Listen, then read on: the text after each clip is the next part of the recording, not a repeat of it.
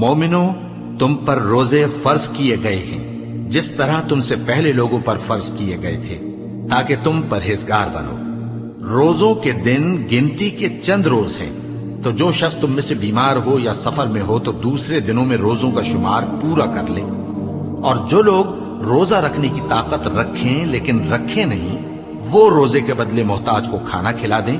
اور جو کوئی اپنی مرضی سے زیادہ نیکی کرے تو اس کے حق میں زیادہ اچھا ہے، اور اگر سمجھو تو روزہ رکھنا ہی تمہارے حق میں بہتر ہے۔ روزوں کا مہینہ رمضان کا مہینہ ہے، جس میں قرآن اول نازل ہوا، جو لوگوں کا رہنما ہے اور جس میں ہدایت کی کھلی نشانیاں ہیں، اور جو حق و باطل کو الگ الگ کرنے والا ہے۔ تو جو کوئی تم میں سے اس مہینے میں موجود ہو چاہیے کہ پورے مہینے کے روزے رکھے، اور جو بیمار ہو یا سفر میں ہو تو دوسرے دنوں میں روزے رکھ کر ان کا شمار پورا کر لے۔ اللہ تمہارے حق میں آسانی چاہتا ہے اور سختی نہیں چاہتا، اور یہ آسانی کا حکم اس لیے دیا گیا ہے کہ تم روزوں کا شمار پورا کر لو، اور اس احسان کے بدلے کہ اللہ نے تم کو ہدایت بخشی ہے، تم اس کو بزرگی سے یاد کرو اور اس کا شکر کرو۔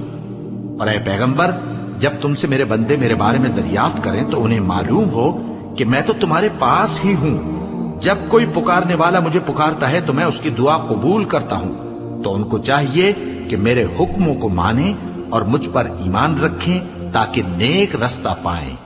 روزوں کی راتوں میں تمہارے لیے اپنی عورتوں کے پاس جانا جائز کر دیا گیا ہے، وہ تمہاری پوشاک ہیں اور تم ان کی پوشاک ہو۔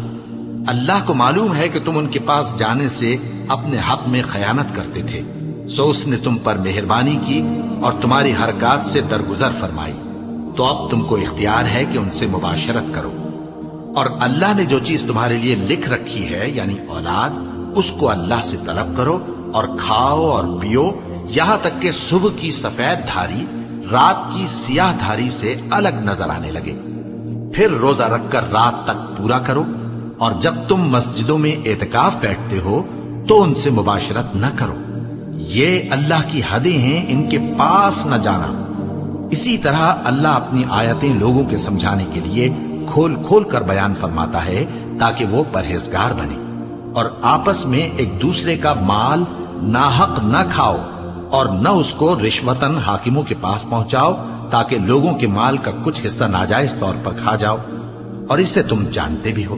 اے پیغمبر، لوگ تم سے نئے چاند کے بارے میں دریافت کرتے ہیں کہ گھٹتا بڑھتا کیوں ہے۔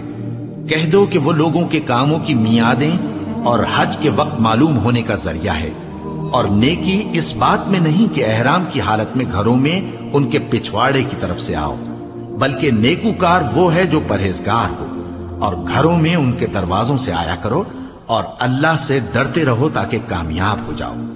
اور جو لوگ تم سے لڑتے ہیں تم بھی اللہ کی راہ میں ان سے لڑو، مگر زیادتی نہ کرنا، کہ اللہ زیادتی کرنے والوں کو دوست نہیں رکھتا۔ اور ان کو جہاں پاؤ قتل کر دو، اور جہاں سے انہوں نے تم کو نکالا ہے یعنی مکے سے، وہاں سے تم بھی ان کو نکال دو۔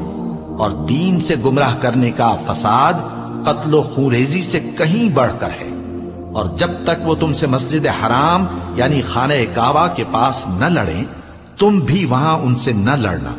ہاں، اگر وہ تم سے لڑیں تو تم ان کو قتل کر ڈالو، کافروں کی یہی سزا ہے۔ پھر اگر وہ باز آ جائیں تو اللہ بخشنے والا ہے، رحم کرنے والا ہے۔ اور ان سے اس وقت تک لڑتے رہنا کہ فساد نابود ہو جائے اور ملک میں اللہ ہی کا دین غالب ہو جائے۔ پھر اگر وہ فساد سے باز آ جائیں تو ظالموں کے سوا کسی پر زیادتی نہیں کرنی چاہیے۔